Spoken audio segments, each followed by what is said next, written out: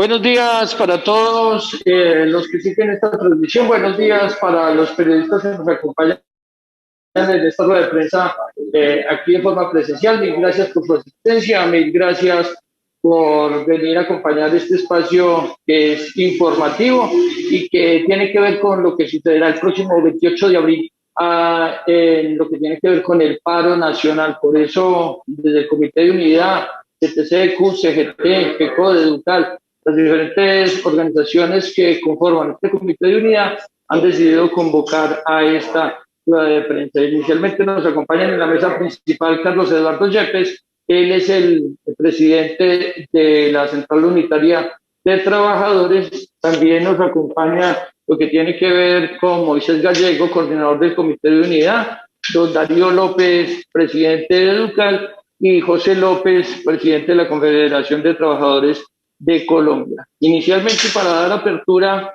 a esta rueda de prensa, pues tiene la palabra Moisés Gallego, coordinador del Comité de Unidad. El Comité de Unidad y Solidaridad con los sectores en conflicto de Caldas, una organización en la cual llevamos cerca de 9 años y que agrupa a los sindicatos de Caldas por intermedio de las 3 centrales obreras, CUT, CTC, CGT, pero que además nos agrupa a las organizaciones sociales y políticas que compartimos un criterio de luchar por la paz, por la justicia social. Estas organizaciones son organizaciones ambientales, comités de servicios públicos, organizaciones de mujeres del pueblo, organizaciones juveniles, organizaciones de estudiantes, en fin, es un lugar donde todo aquel que quiera estar, todo aquel que quiera, que necesite una solidaridad, un apoyo para su justa causa, tiene cabida porque las puertas siempre están abiertas. Hoy nos convoca esta rueda de prensa para dar a conocer los muchos motivos que tiene el pueblo colombiano y caldense para salir a protestar a nivel nacional, en todo el país, en todas las ciudades del país, en los más recónditos lugares, habrá expresión de protesta por este atropello que el gobierno nacional viene haciendo con el pueblo colombiano. El hecho de la salud, que llevamos un año de la pandemia, el número de muertos crece, el número de contagiados crece, lo cual quiere decir que el gobierno no ha tenido las medidas de prevención necesarias, no ha aumentado el número de UCI, y en un acto criminal con el pueblo colombiano ni siquiera le paga el salario a los trabajadores de la salud. En el negocio de las EPS ni siquiera le paga el salario a los trabajadores de la salud. No más aquí en Caldas, en el hospital de Chinchiná, tuvieron los especialistas que suspender sus labores para exigir que le hicieran un acuerdo de pago de 8 meses atrás. Hay lugares en el país donde les deben hace un año, año y medio. No hay infraestructura, no hay absolutamente nada. Esas son de las razones que tenemos.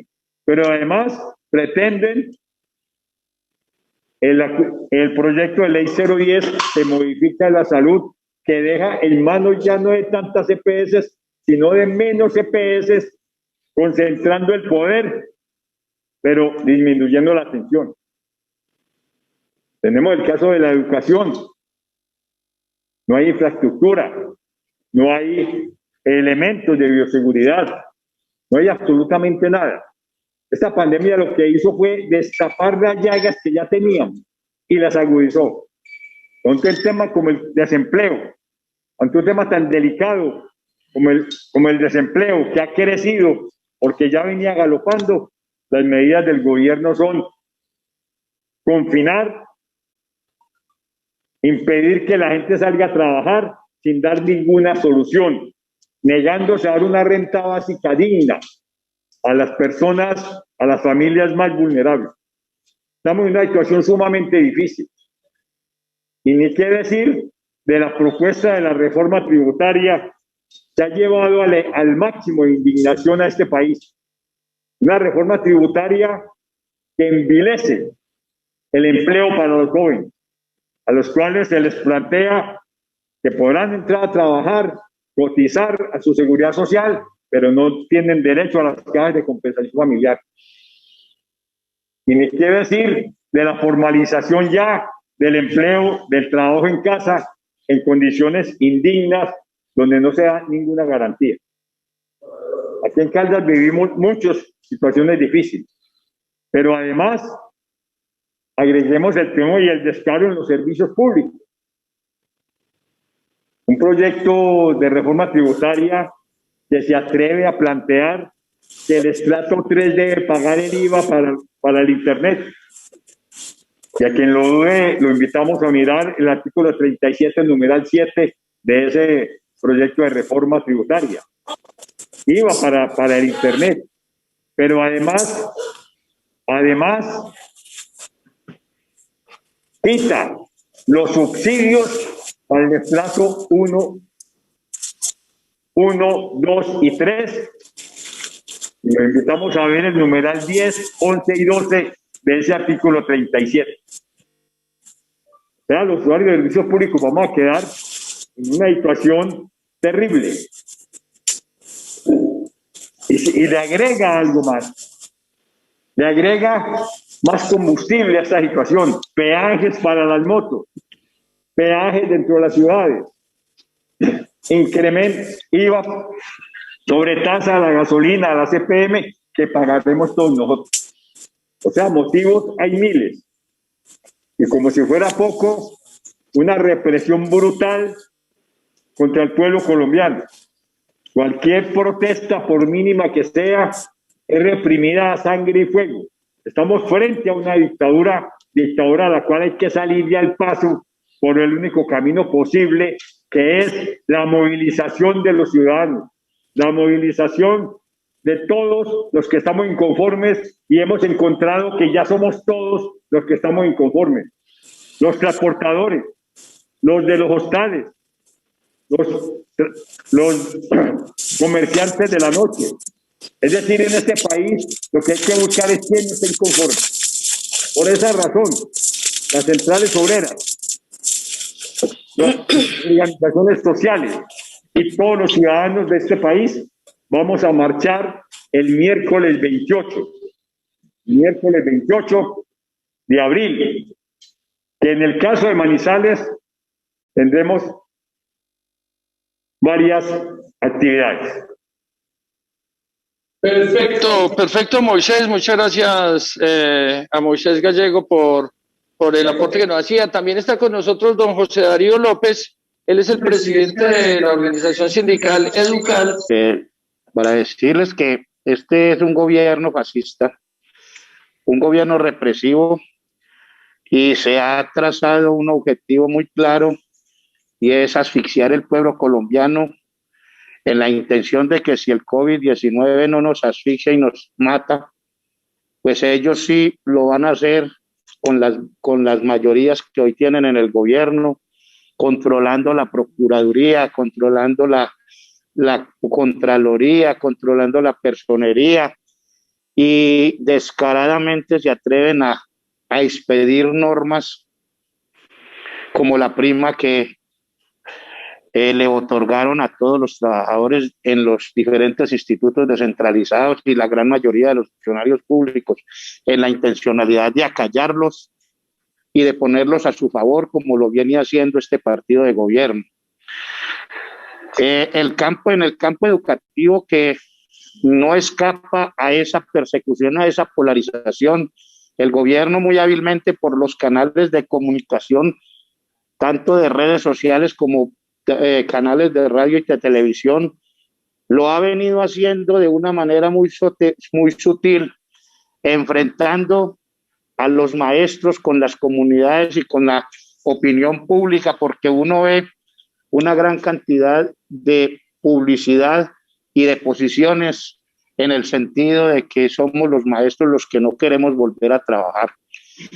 Miente el gobierno de Iván Duque cuando dice que no queremos volver a trabajar, porque de hecho, desde el 17 de marzo de 2020 venimos trabajando en unas condiciones que, si bien es cierto, no las teníamos proyectadas ni planeadas, sí nos hemos reinventado los maestros. El año pasado le cumplimos a los padres de familia y de hecho lo que no dice el gobierno de Iván Duque y su ministra es que los maestros triplicaron su jornada laboral, jornada que era de 6 horas, hoy la jornada es 24/7. Le miente al país cuando dice que hay que regresar a las aulas y se inventa un modelo denominado alternancia educativa que ni siquiera el mismo ministerio ha dicho cómo es que se va a operar la alternancia educativa, entendida esta como que el 30% de los estudiantes asisten al aula, pero no dice si asisten todos los días o cada cuánto van a asistir.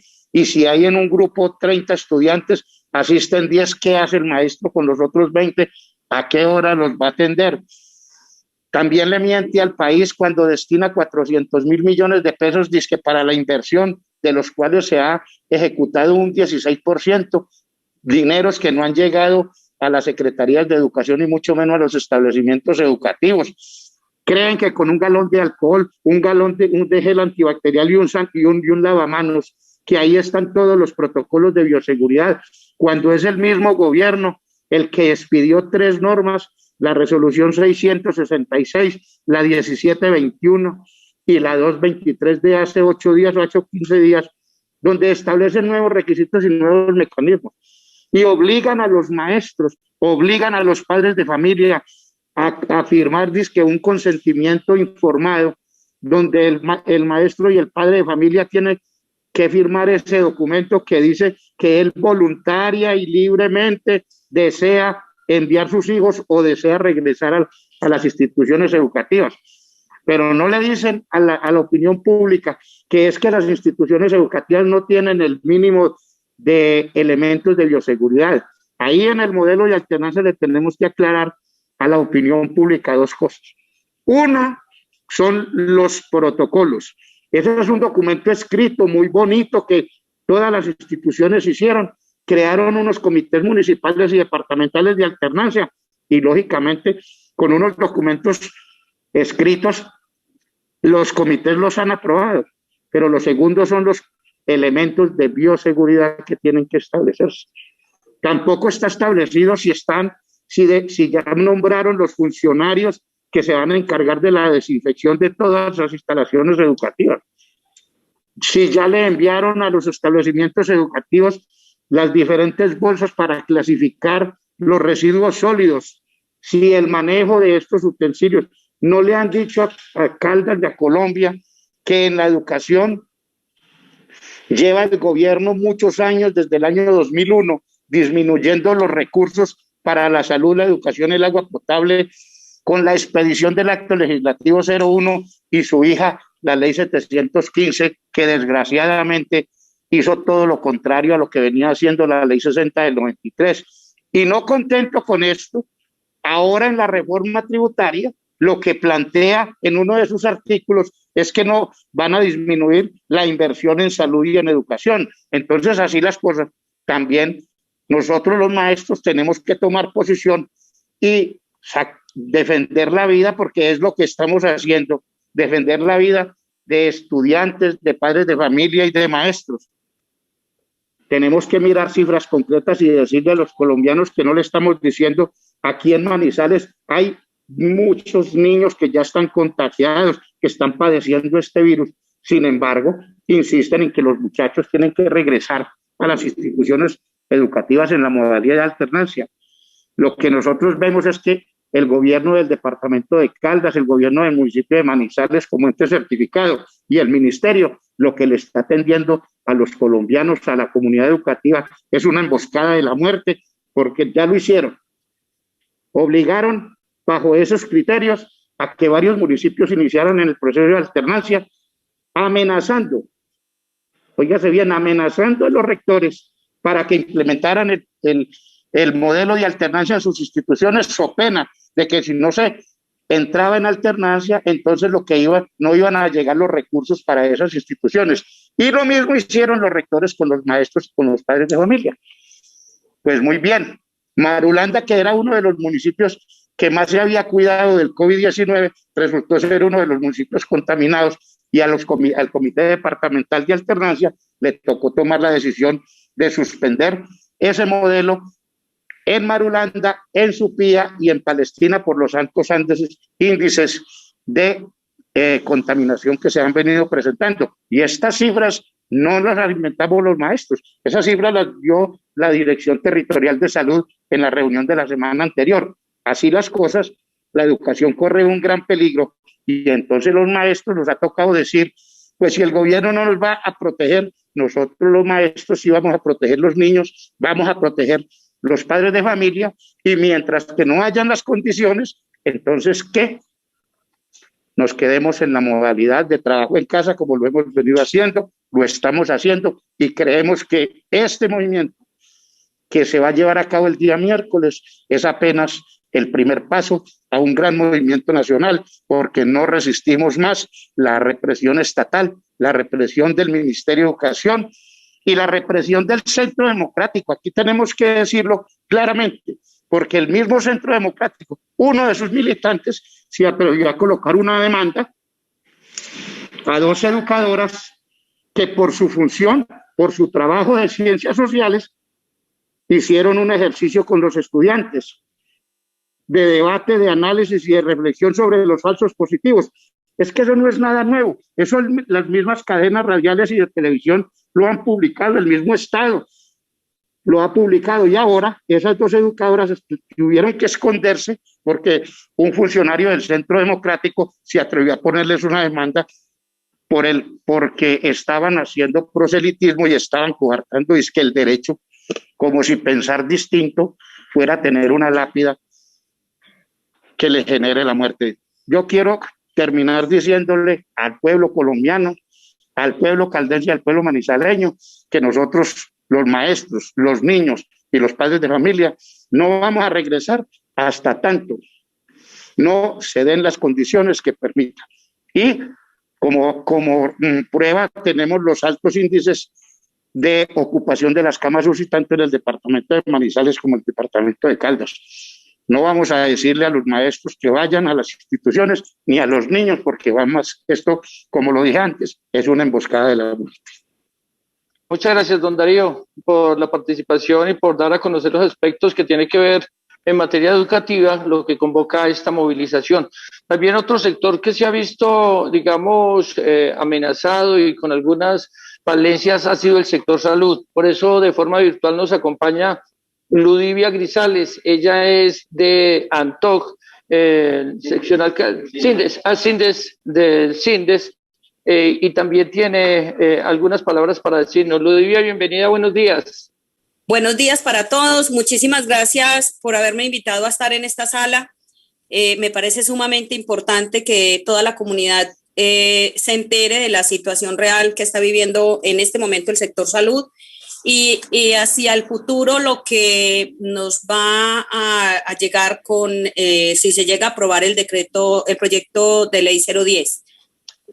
En este momento la salud pasa por una de las peores crisis en el país. Tenemos que ya hay alerta roja por falta de camas UCI en la mayoría de los departamentos del país. Tenemos un gran incremento de personas con COVID. Esta ola ha sido, creo que, de las peores que se haya manifestado hacia atrás. Y la red pública hospitalaria del departamento de Caldas en especial, que es del que principalmente voy a hablar, está en una situación muy crítica. De hecho, todos los hospitales del departamento han manifestado que solo tienen presupuesto para su funcionamiento hasta el mes de agosto del año 2021. Los gastos extras que le ha ocasionado la pandemia a todos los hospitales los ha llevado a que se profundice aún más la crisis del sector. Nosotros tenemos en este momento una red pública hospitalaria devastada, una cantidad de trabajadores con una carga laboral excesiva, con riesgo psicológico, con riesgo muy alto de contagio, y en este momento pues no vemos que el gobierno esté haciendo absolutamente nada para mejorar la situación. Tanto así que hoy el gobierno nacional no le ha dado un solo peso a los hospitales por todo lo que ha conllevado la vacunación contra COVID-19. Absolutamente nada. Lo que tiene que ver con las pruebas PRAS, las pruebas, para los que no saben, PRAS son pruebas de rastreo, rastreo y aislamiento sostenible. Todo esto los hospitales han tenido que cargar con esta situación que se viene viviendo, y la realidad es que tenemos una situación de calamidad total. Han tenido que conformar grupos de trabajo, contratar más personal que tuvo que capacitarse para poder sostener esto de la vacunación COVID-19. Todo ese personal, cada hospital ha tenido que contratar entre 5 y 10 personas para poder sostener la vacunación en cada municipio y en la ciudad de Manizales, y hasta ahora el gobierno nacional no ha pagado un solo peso a todos los hospitales públicos del país. Peor aún, cuando las EPS tampoco han cancelado, le deben en este momento a nivel nacional alrededor de 9.6 billones de pesos, billones con B, a todos la red pública hospitalaria. Es una situación calamitosa, es una situación muy grave. El futuro de los hospitales es totalmente calamitoso, como acabo de decir. Es muy grave también porque es que el gobierno nacional cada año estratifica a los hospitales dependiendo de su productividad y su viabilidad financiera.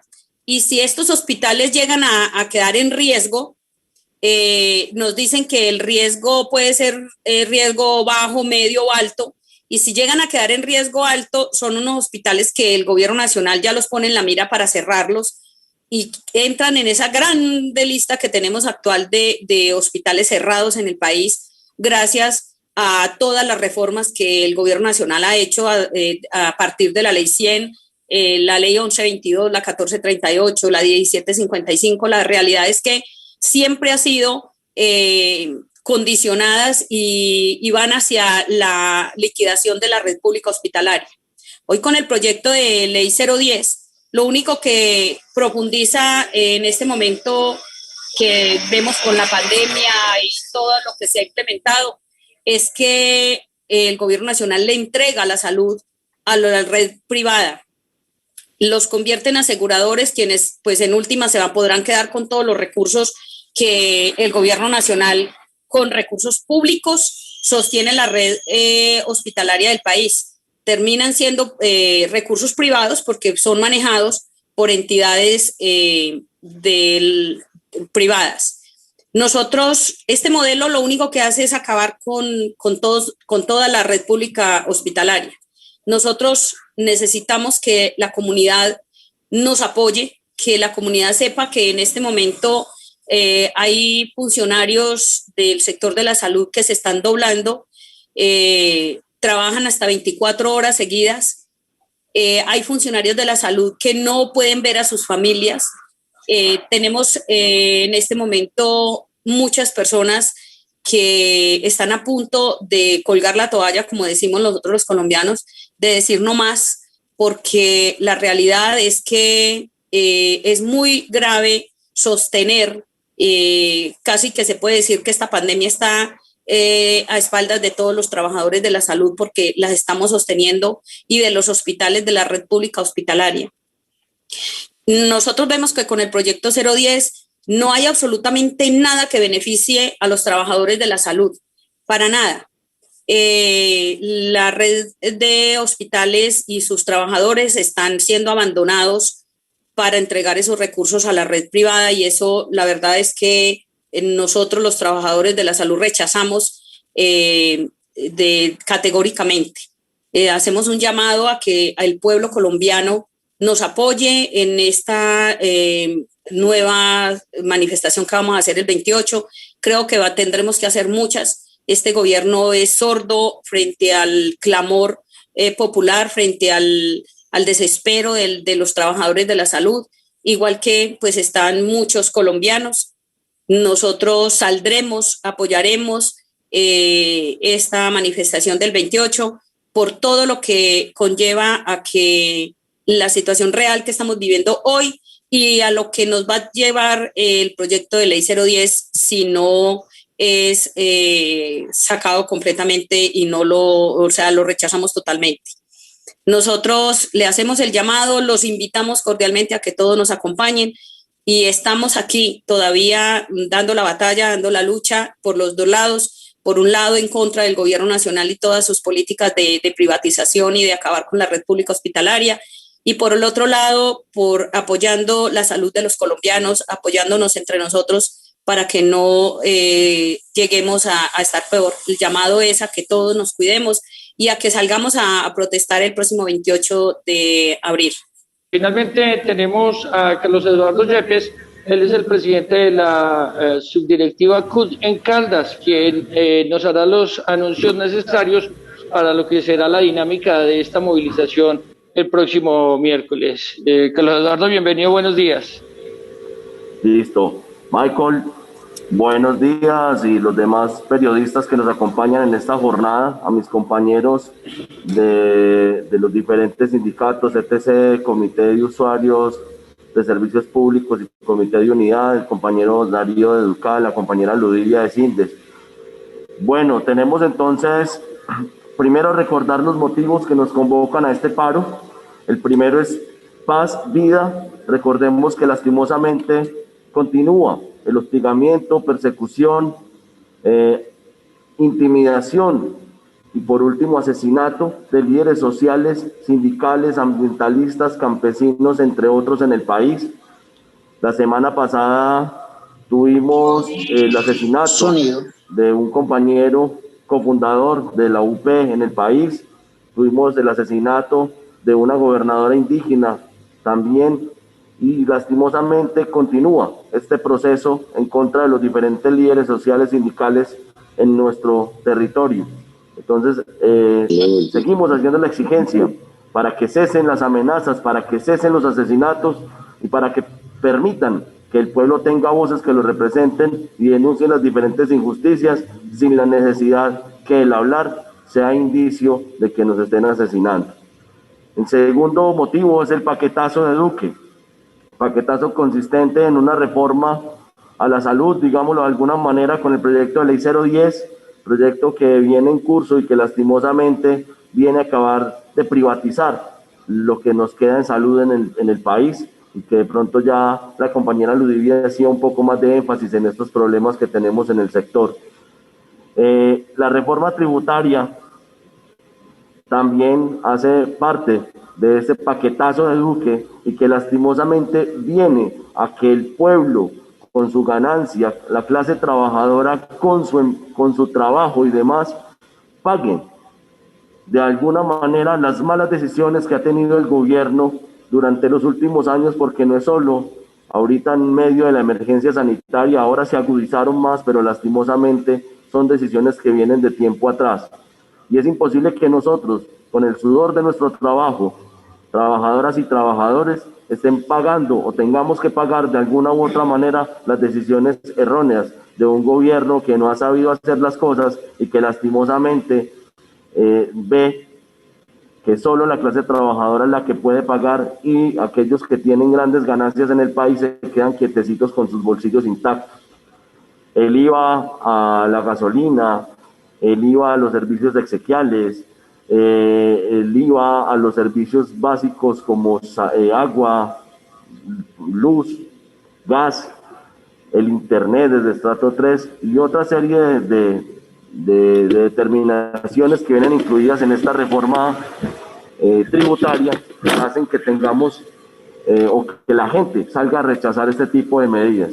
Y una reforma laboral camuflada en un decreto 1174 que de manera cínica el gobierno saca en medio de la emergencia sanitaria aprovechando sus potestades y que lastimosamente viene a acabar con los derechos laborales de las trabajadoras y los trabajadores al habilitar, por ejemplo, el trabajo con horas, queriendo con esto acabar con garantías como licencias de paternidad, licencias de maternidad, pago de licencias o incapacidades médicas, entre otras situaciones.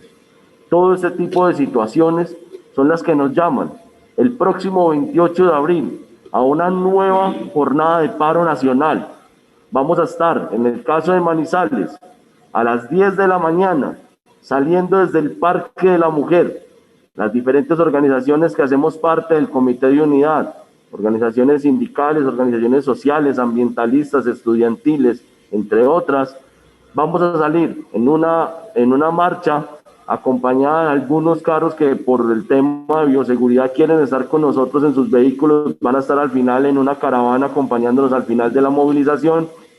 Vamos a desplazarnos hasta la Plaza de Bolívar, en la cual haremos las diferentes denuncias de todas estas situaciones y comentándole a la gente cómo nos vamos a afectar de manera directa con las decisiones del gobierno nacional.